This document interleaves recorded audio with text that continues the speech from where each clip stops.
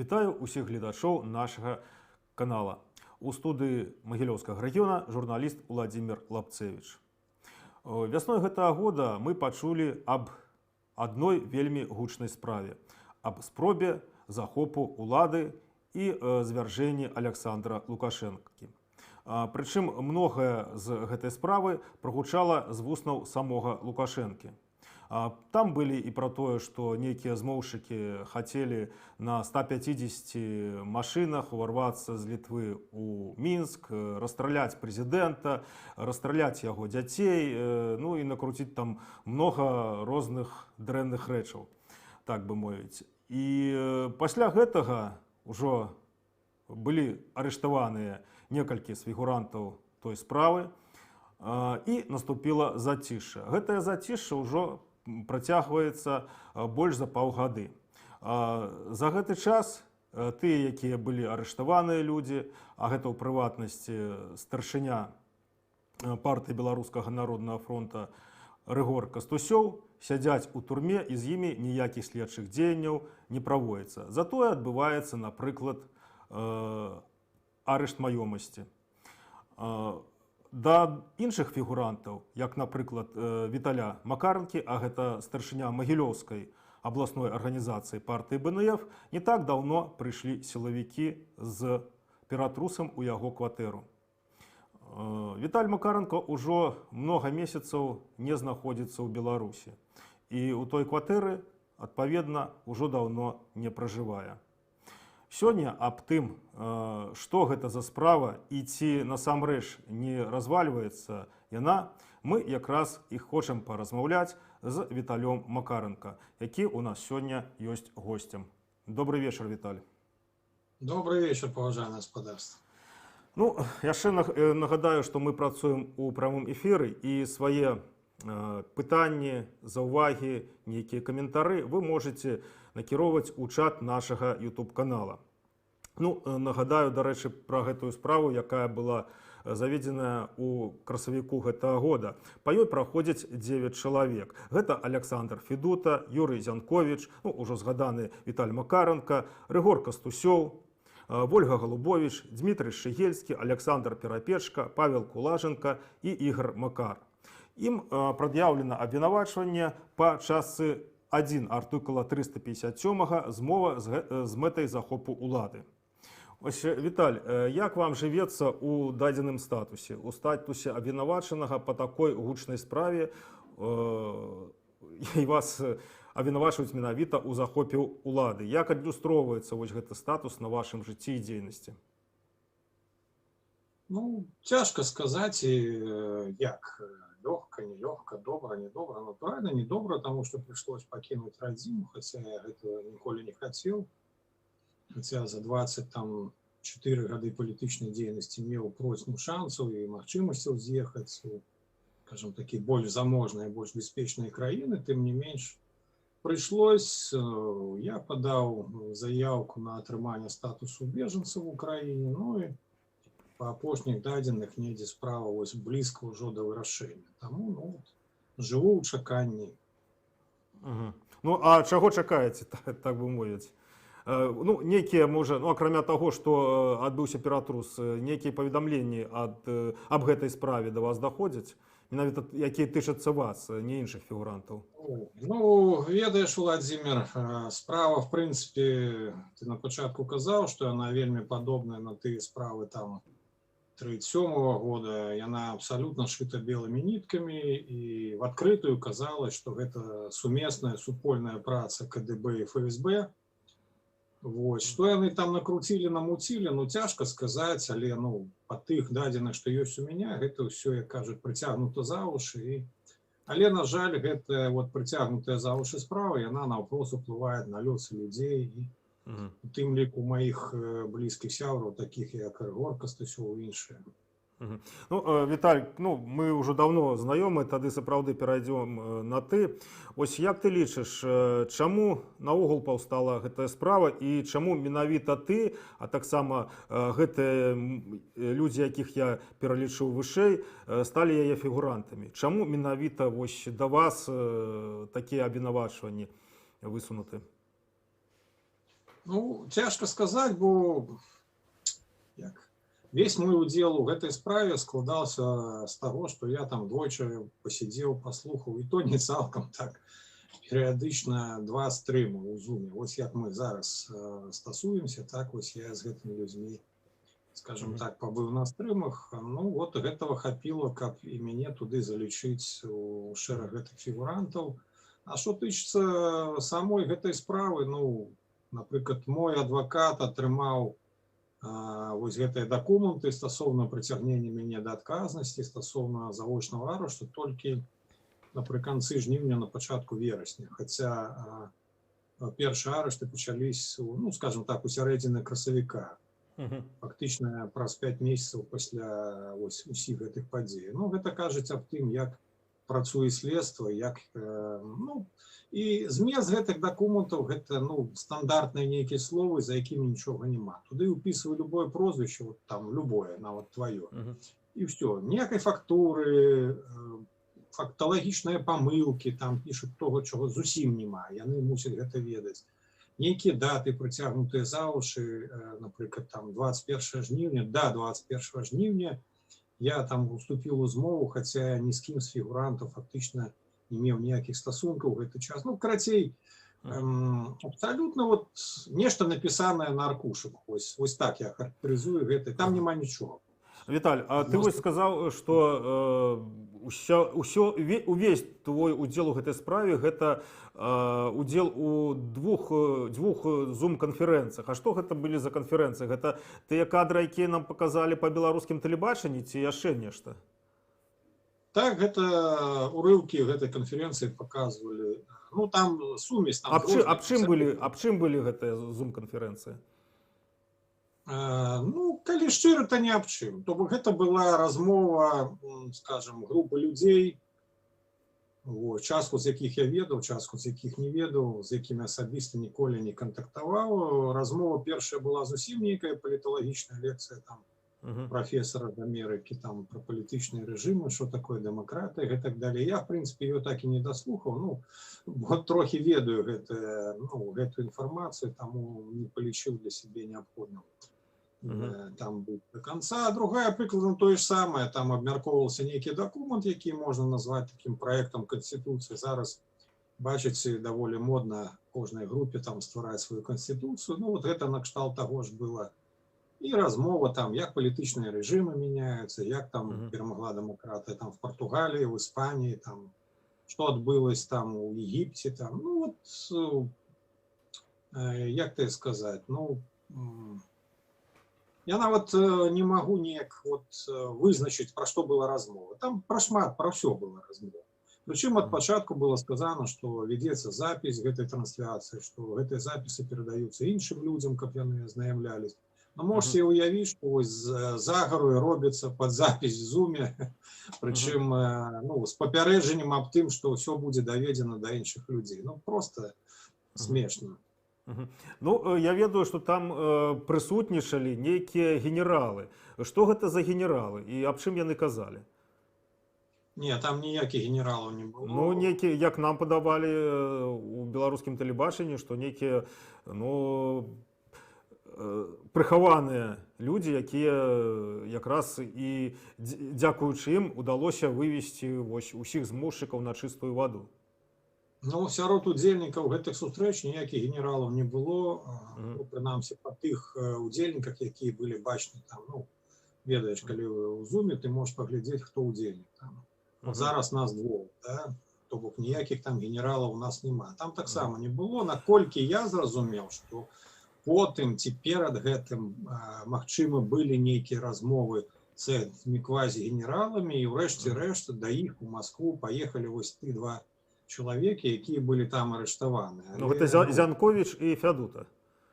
Так, ну, наколькі я разумею, бо, натуральна, мяне ніхто не ставіў, ну, скажем, у ведомасці, і тым больш, вот, это была сярэдзіна студзеня 2021 года, гэтага году, і фактычна, вось, пасля гэтага зума я ні з кім з гэтых фігурантаў не меў ніякіх стасункаў.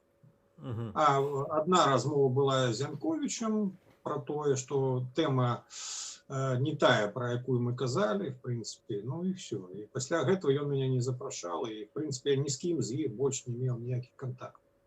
Мгм. Вось тое, пра што казалася падчас вашых зум-канферэнцый.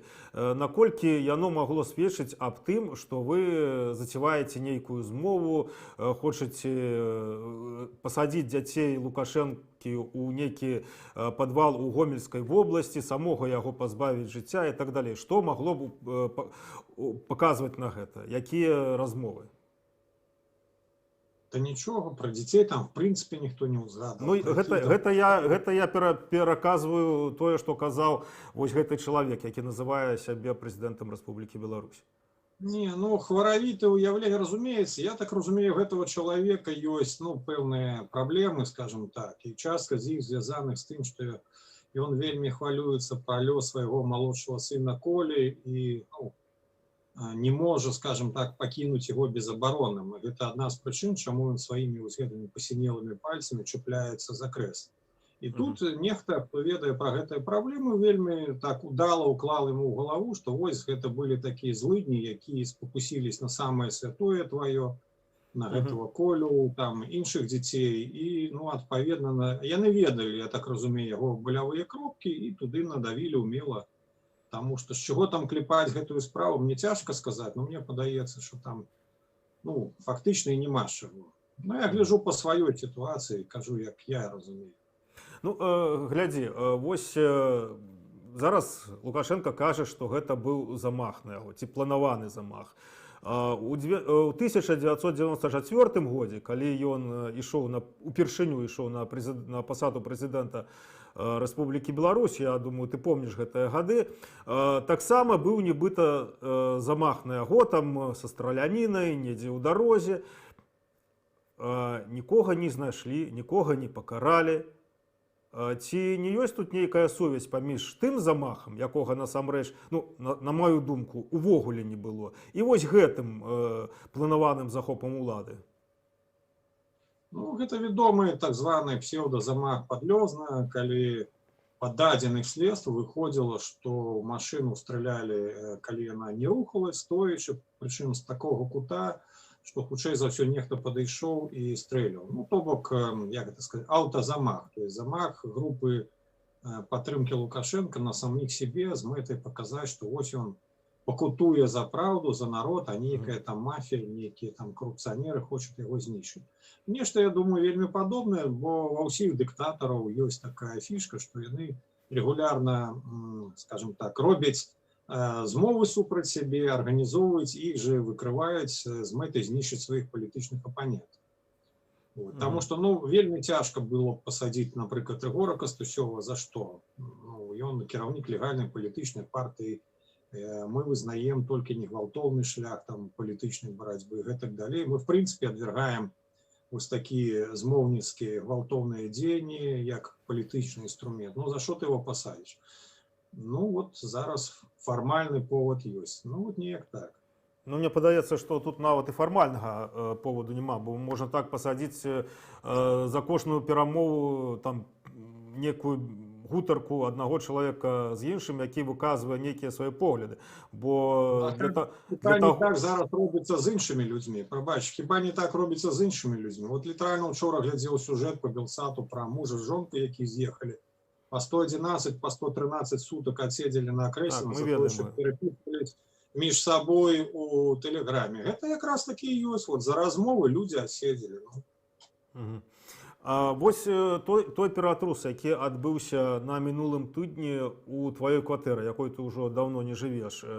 Як ты лічыш, аб чым гэта сведчыць, вось гэты ператрус? Якая мэта была гэтага ператрусу? Ну, акрамя таго, што вось яны забралі у цябе, я ведаю, ноутбук і тэлефон, здаецца, так?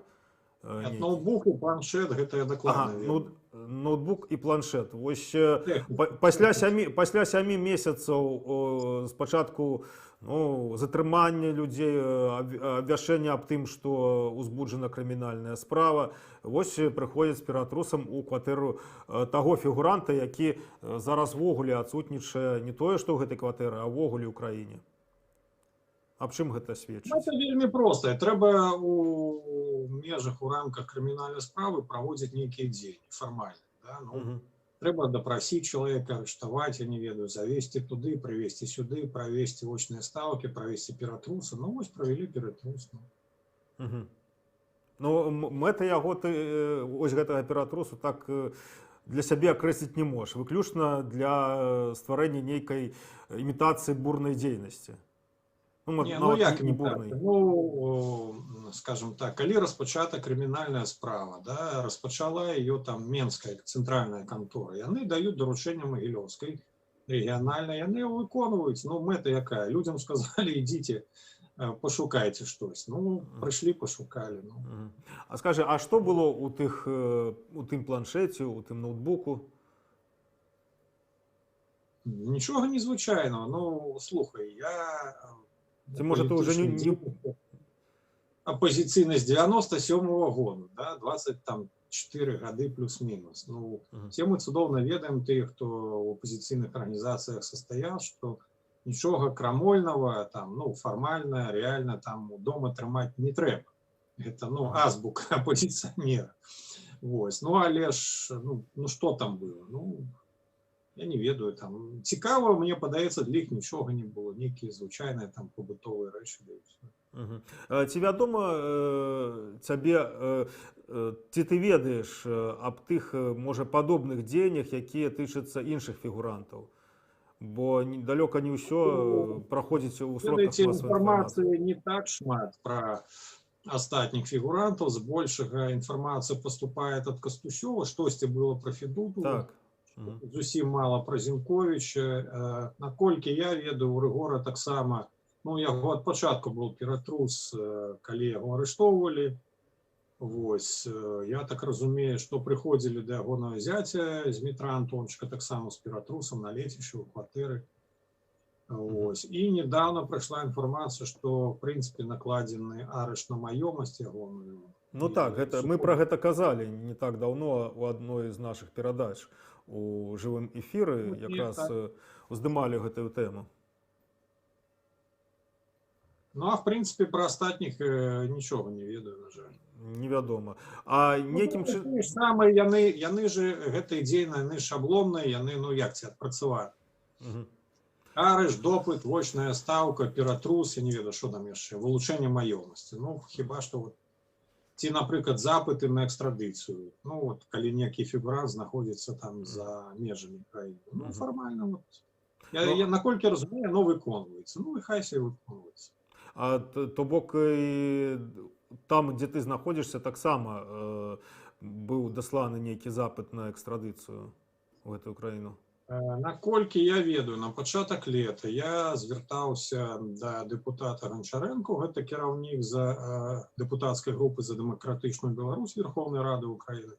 Дарэчы, вялікі дзякуй яму за дапамогу, што адгукнуўся.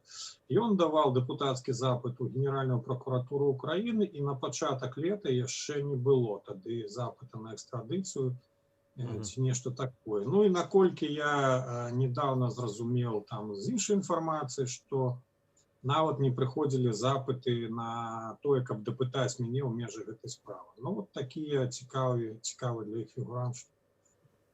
Это не значит, што іх не будзе, гэта не значит, што вот неяк, ну, калі праз 7 месяцаў праводзяць обшук, магчыма, там і запыт ужо напісалі, і даручэнне далі на правядзенне там допыты і так далее. Я просто кажу, ну, на пачатку лета не было яшчэ. Ну, мне падаецца, што гэтая справа, яна хутка рассыплецца. Ну, гэта так мне падаецца, і гэта будзе справа Белага легіёна 2, бо потым следства вырашыла, што няма ніякіх падстаў, і гэтая справа папросту закрыецца, і ўсё. І тыя людзі, якія праходзілі фігурантамі, яны будуць, ну, ужо як бы і не фігуранты. Што ты думаеш на гэты конт? Ну, я не буду так оптимистичным. Мы ведаем, что справа Белого легиона сошла на нет, и те люди, которые отседели там певные термины, магчыма, были в статусе подозреваных, яны вышли без, ну, як это сказать, без правовых наступстваў. Ось. Тут все ж таки узровень трохи інший. Тут задеты некие приватные струны души тонкой Александра Григоровича. Я думаю, что просто так, ну, не заводят справу об державном перевороте, как ее вот так вот, знаешь, спустить на тормоза. Тем больше люди арыштаваныя уже там по 7 месяцев сидят. Ну, то бок лічыш, што гэтая справа будзе даведзеная да суда. Ух, ну, прынамсі выглядае, что так. Я не ведаю фактуру, что там можно в эту справу впихнуть, но выглядае, что напэўна будзе, таму інакш бы, ну, просто до меня, напрыклад, з тым обшукам не прыходзілі, каб яна зусім уже там завяла. Зразумела. А цяпер у казематах, у беларускіх казематах сядзяць далёка не усе здаровыя людзі. У многіх праблемы са здароўем, абастрыліся хваробы. У аднаго з фігурантаў вашай справы, Рыгора Кастусёва, ввогуле праблем вельмі шмат, менавіта праблем са здароўем, і яму патрабуецца аперацыя. І пры гэтым, вось як мы нядаўна даведаліся, у яго арыштоўваюць маёмасць. Як ты лічыш, вот тое, што яму не праводзяць аперацыі, тое, што у яго, калі ён знаходзіцца ў турме, арыштоўваюць маёмасць, для чаго ўсе гэтыя дзеянні праводзяцца з боку сілавікоў? Ну, на мою думку, я выказываю публично в соцсетках, прынамсі у Фейсбуку, что фактуры там по Кастусёву дакладна няма і быць не можа. Але ж, ну, выпустить таксама просто так человека нельга, ну, калі его уже взяли по гэтай справе. Таму, на жаль, на мою думку, просто элементарно цягнуць справу, бо не праводзяць ніякіх там следчых дзеянняў, і справу просто цягнуць, ну, на жаль, каб яна вырашыла сама сабой, вот неяк так. А як сама сабой яна можа быць вырашана? Человека до загибели, да і ўсё. Ну, гэта больно чуць будзе родзічам Рыгора Андрэевича, але, ну, я думаю, что так. То бок у іх самыя чорныя памкненні адносна Кастусёва, ты лічыш? Ну, добра, калі б не былі такія, прабач мяне, ён, яго там, я не открою там великую тайну, бо гэта ўжо праходзіць па СМИ, што яго абвастрэнне онкалагічнай хваробы, першае абвастрэнне, якое было ў 16 годзе. Вось, яму патрэбна аперацыя, яму патрэбна сур'ёзная, скажем так, лекаванне, сур'ёзнае, то бок не ў турэмнай бальніцы, а магчыма нават і за мяжой, ну, не ведаю, у нейкіх сур'ёзных медыцынскіх установах. Натуральна, што знаходзячись у там турэмнай бальніцы ці ў ізалятары КДБ, ён гэтай дапамогі не атрымлівае. Чаму родзічам не кажуць, блізкім, там, жонцы, дачцэ пра рэальны стан здароўя, пра вынікі аналізаў, пра вынікі біяпсіі і так далей. Гэта ж інфармацыі няма. То бок, ну, якія яшчэ высновы могуць з гэтага, ну, вынікаць? Человека можно элементарно отпустить там под подписку, ці там, не знаю, под пэўнае абавязательства, каб ён мог хотя бы элементарно лечиться. У сваім стане здоровья Рыгор никуды не знік. Это однозначно, нават при великім жаданні. А нават калі б і знік, то для справы гэта нічога б не дадало, нічога б не адняло. Бо я кажу, что ён там таксама прывязан з боку, як і я. Ну, таму высновы адназначныя напрошваюцца. Просто элементарно даць человеку, ну, дайсці да скону і все. Тады не трэба будзе нічога выдумляць у гэтай справе. То бок, як бы гэта, ну, не гучала прыкра, па сутнасці гэта насамрэч не замах на Александра Лукашенко, а замах на фігурантаў справы і перш за ўсё на жыццё Рыгора Кастусёва. Вось гэта справа, якую зараз вядзе Камітэт дзяржаўнай бяспекі. Ну, выглядае так, я не ведаю, ну, можа хіба што нехта іншы зробіць з гэтага высновы, хай там напіша в каментары, но у меня іншых высноваў няма. Гэта мы тое, што ведаем, разумееш, мы еще хоць нейкую інфармацыю атрымаем. А які стан здароўя таго ж Федута, які таксама меў сур'ёзныя праблемы падчас сваёй адсідкі ў 10-м годзе, да? Ніхто ж увогуле ніякай інфармацыі пра Зінковіча, пра іншых фігурантаў, якія сядзяць там за кратамі. Таму, ну, неяк так вот атрымліваецца, на жаль. Ну і падгульняючы нашу размову, вось мы зрабілі невялікі такі прагноз, ну, з тваёй дапамогай адносна таго, што можа быць, чакае фігурантаў гэтай справы, што да суда хутчэй за ўсё гэта справа дойдзе. І што ў выніку суда вось такога? Ну, гэта такія разважанні, зразумела, прагнозныя, меркаванні. Тут казаць канкрэтна аб чымсьці немагчыма, але тым не менш, чым скончыцца даны суд? Ну, па-першае, суд будзе закрытым, гэта відавочна, бо фармальна справа пра там дзяржаўную тайну і нешта вось такое, да, сакрэты там нейкія і так далее. Таму его элементарна зробяць закрытым, а ў закрытым судзе можна выносіць любыя вырокі. В прынцыпе, зараз у сітуацыі, калі не да законаў, да, ты сам ведаеш, што можна, вот чалавек па вуліцы ідзе, не спадабаўся, там у него матузкі на белых красоўках чырвоныя, хадзі сюды, да. Ну, так. Таму, ну, закончыцца яна тым, чым павінна закончыцца, на жаль, велізарнымі тэрмінамі для яе фігурантаў, каб хаця бы мінімальна былі нейкія прававыя рамкі вытрымліваліся ў краіне, то я б, можа, і не з'ехаў, потому што я з'ехаў 17 красавіка, пачались першыя арышты 12-13, у меня еще было 4 дні. Я вось раздумывал, ну, прааналізаваў там свой удзел так званы ў гэтай справе, зразумеў, што в прынцыпе нічога там няма. Ну, паколькі да мяне не прыходзіць, значит, ну, реально там я не цікавы.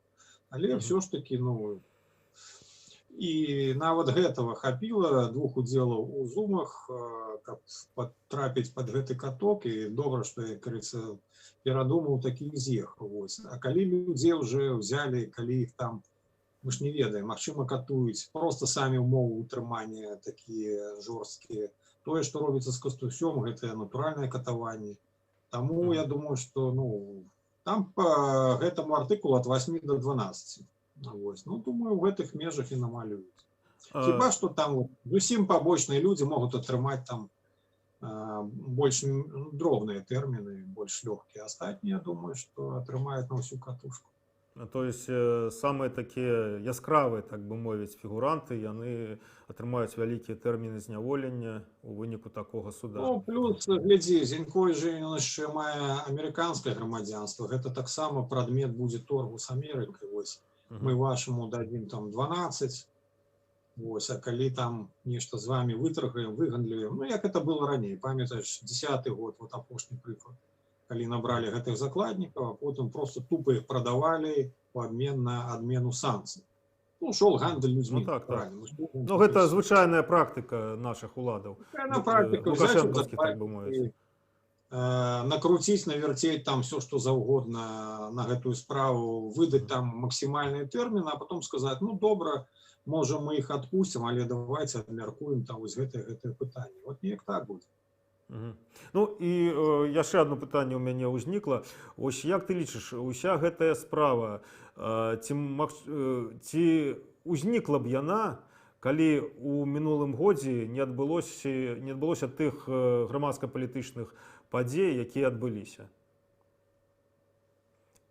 Ну, цяжка сказаць, ну, гледзячы на абстаноўку апошніх, напрыклад, 5 год, якія прайшлі там з выбараў 15-го года, думаю, што не. Думаю, што не.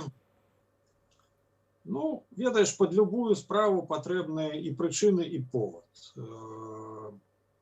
Глыбінных прычын, слухай, мы зараз завязнем у такую размову, хутчэй за ўсё там былі планы нейкай, я не знаю, конституцыйнай рэформы, допуску там нейкіх партыяў там новых, асабліва з гэтых прарасійскіх, да нейкіх выбараў, ну, шла же размова, мы памятаем, што і Марзалюк на гэтую тэму там вещаў, што будзе змены ў канституцыю, выбары па прапарцыйных спісаў, магчыма, нейкая такая уяўная дэмакратызацыя па казахстанскім сцэнарыі. Ну, цяжка тут, ведаеш, казаць, што было, каб было. Ну, хутчэй за ўсё. Ну, тым не менш, ўсё ж таки, я думаю, што калі б тое, што мы называем беларускай рэвалюцыяй, закончылася б сапраўды нейкімі зменамі да лепшага, ну, адназначна не быў бы ты фігурантам гэтай справы. І калі б ввогуле не адбылося таго, што адбылося і што мы маем на сённяшні дзень, не былі б фігурантамі розных палітычных спраў не тыя людзі, якія абазначылі сябе як лідары пратэсту, тыя, якія прынялі актыўны ўдзел у пратэстах. В прынцыпе, ўсё было б даволі спакойна. Ну, слухай, я вот зараз у Львове, да нас тут ну, не могу сказать, что регулярно, але приходят люди частиком праз мяжу по болотах ледзьве не босиком. Мгм. Вот, таму вельмі шмат людзей, якія бегуць ад пераследу, ад вось гэтых тэрмінаў, ад катаванняў, гэтым далей. На жаль. Ну, я думаю, што вось гэта чорная старонка, так скажем, гісторыі Беларусі, якую зараз мы праходзім, перажываем, яна ўсё ж такі скончыцца. Яна так ці іначай не будзе забыта ні намі, ні нашымі нашчадкамі. І тыя, хто беспадстаўна людзей катуе, кідае за краты, штрафуе, выганяе з краіны, яны ўсе атрымаюць па заслугах, на якія ім вызначыць справядлівы, сапраўды справядлівы суд. Ось, ну, на гэтай пазітыўнай ноце, хаця пазітыўнага ва ўсёй гэтай гісторыі вельмі мала, мне б і хацелася завяршыць Да, праграму. можа яшчэ ёсць пару хвілін, не? Ну, калі ласка, да, ёсць яшчэ. Ну, слухай, вот ты сказал, что яны там будут, и это для меня самое смешное, что яны поступают не по закону, порушаючи нават формальные некие рамки закона, при этом будут просить для себя менавіта тое, что ты сказал, каб з імі поступали строго по закону и, скажем так, лезли не стерильно, вели там з імі все справы. А чему? Вот мне цікаво. Бо мне ператрус был у пятницу, сегодня аўторак, ніякого еще протоколу нема. Ператрусы и изъятия. Это что? Это як? Это прямое порушение Виталий, закона. я скажу чему. Виталий, я откажу. Мы поменялись ролями. Нечто будет подобное, и он же будет плакать крокодиловыми слезами и кричать, что вот глядите на весь свет. Да, Ан будет звертаться, сказать, что вот там зиму у справе порушен закон. Віталь, я адкажу на гэтае пытанне і гэтым завершым нашу перадачу. Мы так з табой памяняліся ролямі, напрыканцы ты мне задаў пытанне, а я на яго адказваю. А так будзе таму, што мы гэта не яны. Калі яны пляваць хацелі на закон, калі ім не да законаў, як казаў іх правіцель, то яны так і паступаюць. А для нас все ж таки мы людзі, мы законапаслухмяныя людзі, таму мы паступаем паводле законаў. Дякую. Протоколы будут бывать своечасова, правда? Дякую вялікі, Віталь, за удзел у перадачы. Дякую ўсім, хто нас глядзеў. Усяго найлепшага. До побачення.